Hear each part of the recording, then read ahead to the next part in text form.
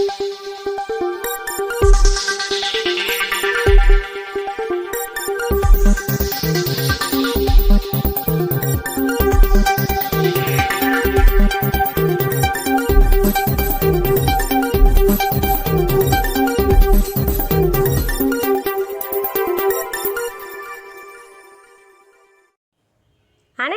జిల్లా ఇటీవల 27వ తేదీన మంగళవారం రాత్రి పరవాడ మండలం సాలపివానిపాలెంలో జరిగిన రాబరీ కేసును అనకాపల్లి జిల్లా పోలీసులు ఛేదించారు.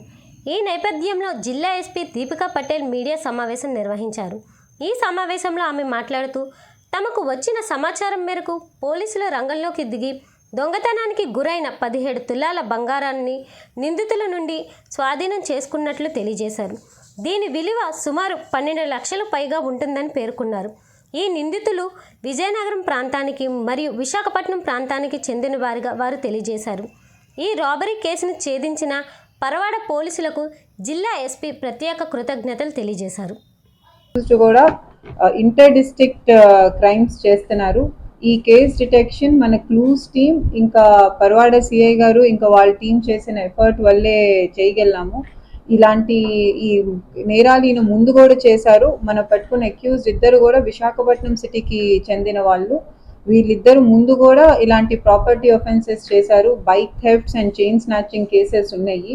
సో ఇలాంటి నేరస్తులందరినీ ఎగ్జామిన్ చేస్తాం వల్ల ఇంకా మన క్లూస్ టీమ్ సపోర్ట్ వల్ల ఈ కేసు డిటెక్ట్ చేస్తాం జరిగింది. దీంట్లో 1 year అయిపోయిన తర్వాత కూడా రికవరీ చేస్తున్నందుకు I congratulate CI Parawada and his team.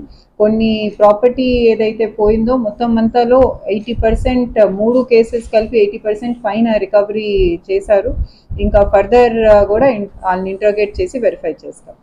పోయింది మనం రికవర్ చేయండి. ఓన్లీ ఒక 20 grams సిల్వర్ ఒకటి చెప్పారు మనకి, అది ఒకటి రికవర్ అవ్వలేదు. గోల్డ్ అయితే మొత్తం రికవర్ చేసాము. మనకి కేసెస్ ఉన్నది పరవాడ పోలీస్ స్టేషన్లో ఉంది, అనకాపల్లి రూరల్ స్టేషన్లో ఉంది, ఇంకొకటి Vizianagaram rural, Anakapalli town, Vizianagaram rural, Anakapalli town station, Vizianagaram rural station, Paravada station.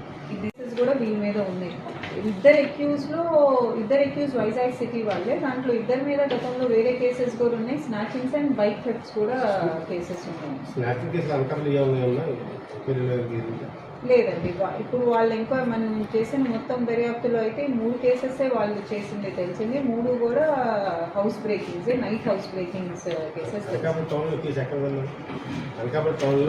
Anakapalli టౌన్లో కూడా ఒక కేసు, అది లాస్ట్ ఇయర్ డిసెంబర్లో జరిగిన కేసు. ఎన్జిఓస్ కొత్తగా గవర్నమెంట్ ఏదైతే సెంట్రల్ గవర్నమెంట్ ఉందో నేషనల్ ఎమర్జెన్సీ రెస్పాన్స్ సిస్టమ్ అని 112ని పాపులరైజ్ చేస్తారు.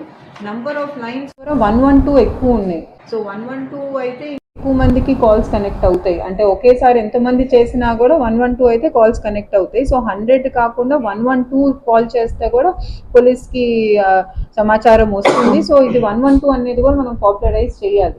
సో యాక్చువల్గా సెంట్రల్ గవర్నమెంట్ 112 లాంచ్ చేసినాక అందుకే 100, 112 ఇంటిగ్రేట్ చేశారు. మొత్తం 100ని తీసేసి 112 పెడితే చాలా మందికి 100 తెలుసు అన్ని మళ్ళీ కాల్ చేయలేరనే దాని మీద వాళ్ళు ఇంటిగ్రేట్ చేశారు. ఇంటిగ్రేషన్ వల్ల నంబర్ ఆఫ్ లైన్స్ డిఫరెన్స్ ఉంది.